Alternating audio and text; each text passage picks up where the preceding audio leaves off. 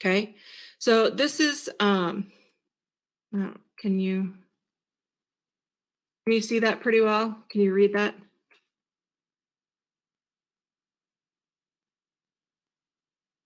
Yes, no, maybe so. Yes. Okay.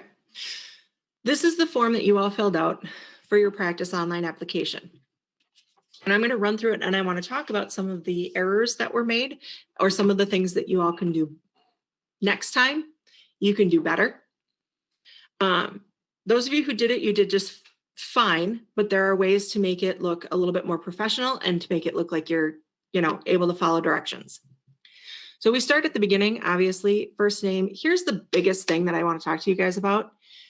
Whenever you write your name, you need to capitalize the first letter. Even when you're typing, even on the computer. Anytime you write your first name, you have to capitalize the first letter, okay? So capital A and E-R-E-A, okay? There were a lot of people who did not capitalize. And then last name, obviously, you're going to capitalize the first letter as well. Now this one right here, what does MI mean?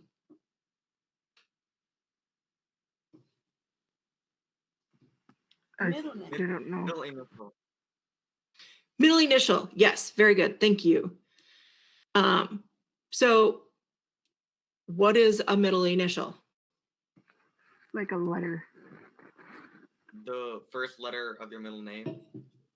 It's one letter and it is the first letter of your middle name. Okay. Some people put their whole middle name in there. Some people didn't put anything in there.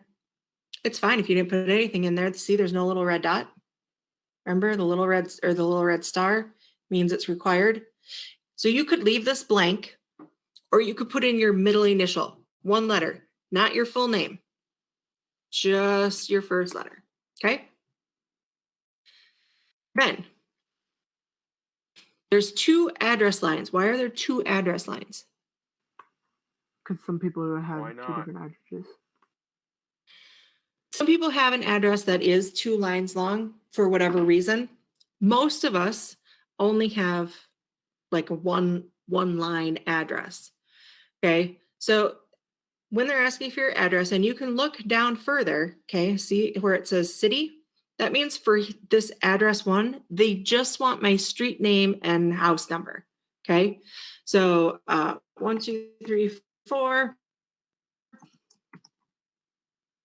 School Street. Now, here's the other thing. Again, capitalization. You're going to capitalize the first letter of the name of your street. You're going to capitalize the first part of street or avenue or boulevard, wherever it is that you live. We need to make sure that we have capital letters. I know it seems silly, but it looks more professional. Okay. And then if you have an apartment number, sometimes they'll have a little box over here or another line for apartment number. But you can also just add it on there. So if I'm apartment number 2 at 1234 School Street, I can just put that on there, or you could put apartment number 2, however you want to do it, right? You can leave address 2 blank, right? Because there's no star. City, New Hope. Again, capitalize, capitalize, capitalize, capitalize, capitalize. We pick our state. We go all the way down here to Minnesota. I was going to say, I couldn't find it at one point. And the zip.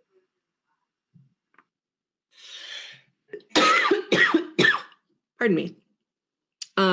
They were alphabetical. So if you know your alphabet, you can find Minnesota. I forgot my alphabet. Oh no. And then zip code 55428. Okay. And zip code, you guys didn't have a problem with most of this part except for capitalizing the city. And not all of you, like I'm saying, I'm just saying these were common mistakes that were made. Some of you did great, just common mistakes that were made. Yeah, and Email. some of us don't actually know their zip codes. You should learn your zip code. I'm gonna figure that out. Most of you use your school email address perfectly fine. however, that's fine. Email address, I'm not too worried about. And then your phone number. Sometimes these phone number boxes are picky and they want you to put the dashes in. Sometimes they're not picky and they're picky and they don't want you to put the dashes in. You just got to figure out which one it is. This one was neither picky nor not picky. So you put in your phone number. Again, most of you did that just fine. Hit next. All right, educational background. What is the school name? Cooper. There you go. Cooper High School. Guess what? Capitalize the C, capitalize the No. H, capitalize the S. If you really want to get official and professional, the name of the school is Robbinsdale Cooper High School. Technically. But you could just put in Cooper High School. But again, capitalize It's not in everything. Robbinsdale. What? It's not in Robbinsdale, though. I live in Robbinsdale. But it's in the Robbinsdale School District. What? Hold on. All right. You know what? Never mind. Okay. The main office isn't even in Robbinsdale. That's how That is correct. this is how ironic it is. I'm not saying I did it. I'm just telling you how it is. All right. So your school name, I know. Robbinsdale Cooper High School. Major. What is your major?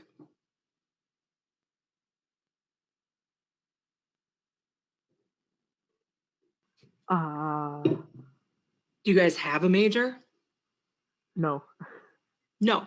Okay. You don't have a major. That's like a college thing, right? You go to college and you major in history or major in Oh, biology gonna or be- whatever. mine's gonna end up being in plumbing. But So- right now at Robbinsdale Cooper High School, you I got don't you. have a major. So you could leave that blank. Okay. If it forces you, if there happens to be a star there and you have to answer it, you could put in generals because you're just doing general overall knowledge right now. Could you Okay. just say none? You could say none or NA if you wanted to do like NA. That means it's not applicable. It does not apply to the situation. Okay. Degree. Do you have a degree? Are you getting a degree from No. Cooper High School? No. So skip that one. College. GPA. If you know your GPA and you are proud of your GPA, you can put that in there. You Sadly, I don't certainly have a do not GPA. have to. Okay. And then they ask you again, well, do I My have another GPA. school? What if I've only gone to Cooper High School? I don't have to put anything in. It's not required. You can skip it. Okay. Yeah, And you basically. are currently attending. You're currently attending, which means that you haven't graduated yet. You are still in high school. That's all that means. Okay. And then you hit next. And now we have employment history. Okay. If you have never had a job before, I skipped that whole page. that's absolutely the correct thing to do. If you've never had a job before, you can skip it, right? If, again, it has stars, like if there is a star here and they are requiring you to say something, you can, again, use the NA answer, okay? But let's say that you did work somewhere, right? Your employer name is not your boss's name. Okay. It's not the person who actually employed you or supervised you. It's the place where you worked. Okay. So you would put like McDonald's or you'd put Yeah. whatever the business name is. So I could say Calvin Klein, right? Because that was my previous job. Job title is like manager, assistant manager, or this situation, Garbage sales disposal associate. guy. Okay, I was a sales associate. Maybe you're not just a, but maybe you're a team member. That's what they call it. Like everybody's called a team member. Whatever it is that title of your job is, that goes there.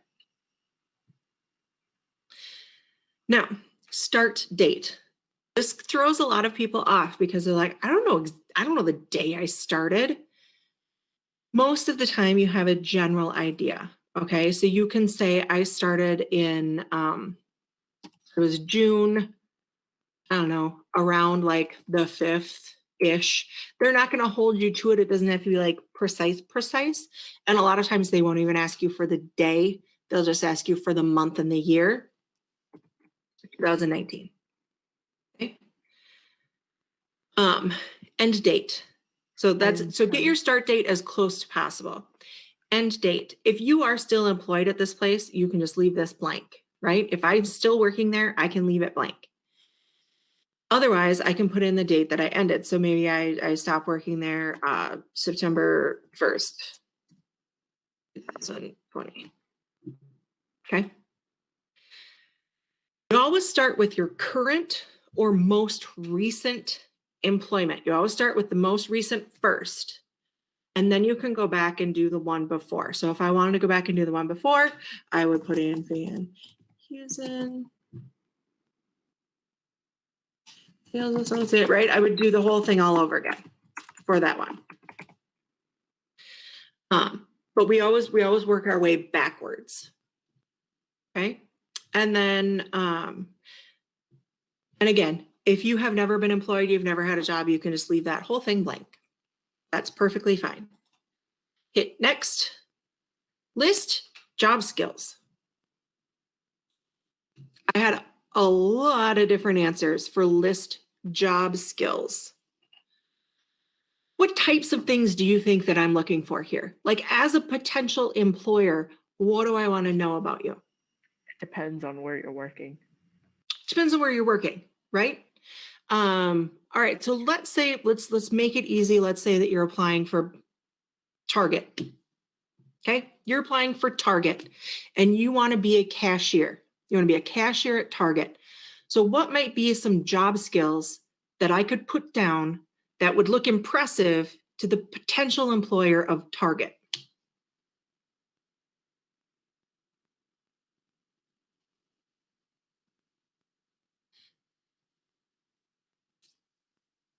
I am terribly sorry. I'm gonna have to step away real quick. There's a plumbing guy that's trying to help with the heater. I will be right back. Okay, sounds good. Uh-oh, that means the rest of you guys got to step up your game. Brandon's not here to answer all the questions. If I'm applying to be a cashier at Target, what kind of skills am I going to need?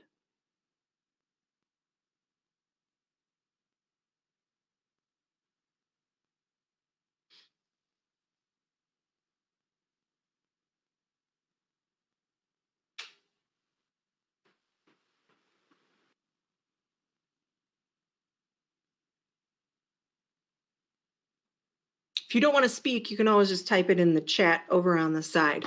What kind of skills look impressive to Target if I'm applying to be a cashier? A people's person. Yes, I'm good with people. Good with people, right? Because if you're a cashier, you got to talk to people. What else? What else do you need to be good at?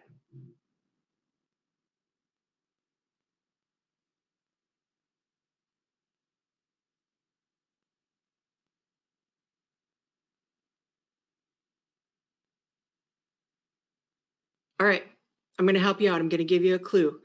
Think back to that assignment that you guys got last Thursday, where we went through and we did this practice online application. And then there were some other things that you did. What was one of the things that you did that might help you be a good cashier? Money. Of course. Thank you. Yes. Yes, I am good with money, right? Good with money. I can count money, so I'm not going to ruin it. Some other things that might be helpful would be detail oriented. Okay, that means that you pay attention to the details, you pay attention to the little things, and you know what's going on, right? Maybe you are right now. I think that being good at cleaning I don't know how to say it, but like being good at cleaning, making sure that things are sanitized and cleaned up, right? I mean, that's a really big thing right now. So, we'll just say good at cleaning, right? You could also say, you are a problem solver. I'm back. Um, you know, all those types of things. You're hardworking. Everybody wants to hear that you're hardworking, right? All those types of things. If you really want to get impressive, you can use the word punctual. Does anybody know what punctual means? Like punching somebody in the face? No. Nope. Oh. Was that China? No? I said no. Okay. Anybody know what punctual means? No. No. Punctual means being on time.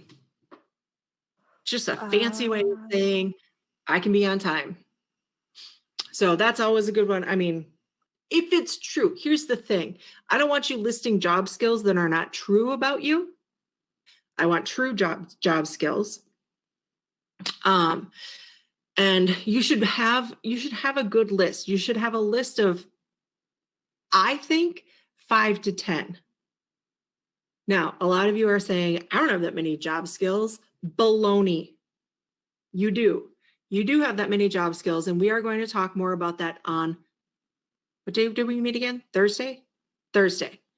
We're going to talk more about your job skills and the skills that you have and all that kind of stuff on Thursday, because I got some good answers to this one, but I want better. And I want you guys to be able to, like, when I say, what are you good at? What are your strengths? What are you bringing to the table? You can be like, well, listen to this. I got this, this, this, and this. Boom, right? I want you to be able to tell me what you're good at as applies to jobs. I want that to be an easy answer that just rolls off your tongue every time I ask it. Okay? We're going to work on that.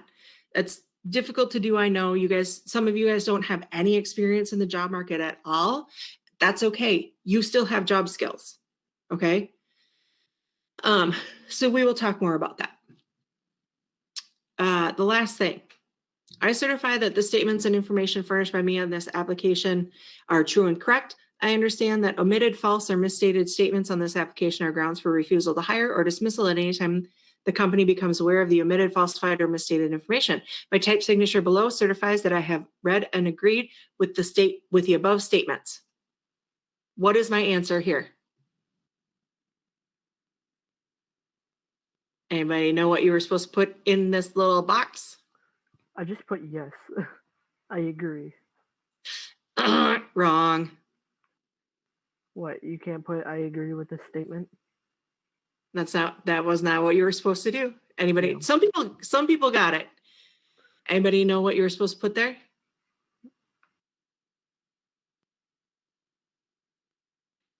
It says, my typed signature below certifies that I have read and agree with the above statements. Your name, right? Yeah, your name. That should be your typed signature. That's your name. So all you had to do in here was type your name. And again, capitalize. Boom. That was it. There were a lot of things written in this box that were not your name. That's okay though.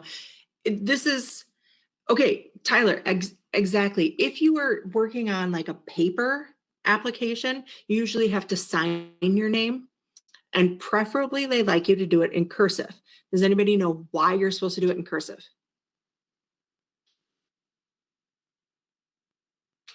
Too bad I don't know cursive. Well, here's the thing. The idea is that your signature is something that you and you alone can do. So that when you sign it, that means that you're the one who signed it, you're the one who did it. It's like writing a check or signing signing a contract or something. You guys, you're right, Tyler. You guys don't get taught cursive anymore. But the idea is that your signature is yours and yours alone. It's just like getting an autograph from a famous person, right?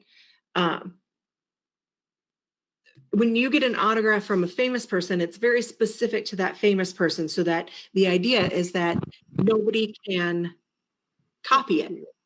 I'll be right Nobody back. can forge it. Like if I sign something, you know that it's from me because that's my signature specifically. Online documents are a little bit different because obviously you can't actually sign it unless Yeah. you have like a touch screen or like one of the things. And so a lot of times they'll do this type of thing where you just type in your name, and that is saying that yes, all the information is true. I did not lie. I agree that if you find out that I did lie on this, that you can refuse to hire me. You can fire me if you have hired me. So like if I just filled it out, if you used my information to fill this out and said that you worked at Calvin Klein, but you never worked at Calvin Klein, they could fire you, right? Or not hire you to begin with. So that's all it means. I do not see any reason that any of you would have to lie on a document like this, because it's just filling out your information. You know what I mean? There's nothing to lie about. If you wanted to embellish your job skills, I mean, that would be one thing. But don't tell them that you can type 100 words a minute if you can't type 100 words a minute, right? I just don't do that. Anyway, does that make sense? Are there any questions on that? If there are, you should ask them now because you might see this No. form again.